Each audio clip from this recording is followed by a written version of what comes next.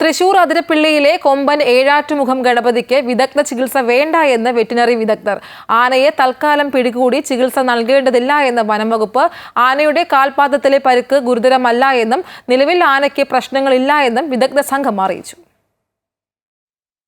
ആനയ്ക്ക് ഉടനെ ചികിത്സ നൽകേണ്ടതില്ലെന്ന റിപ്പോർട്ട് ഉദ്യോഗസ്ഥർക്ക് കൈമാറി.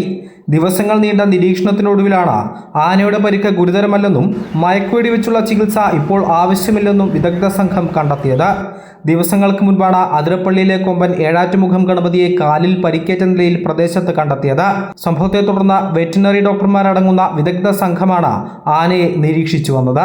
മണ്ണുത്തി വെറ്റിനറി സർവകലാശാല അധികൃതരുടെയും അഭിപ്രായം തേടിയ ശേഷമാണ് വെറ്റിനറി സംഘം ഉന്നത ഉദ്യോഗസ്ഥർക്ക് റിപ്പോർട്ട് കൈമാറിയത്.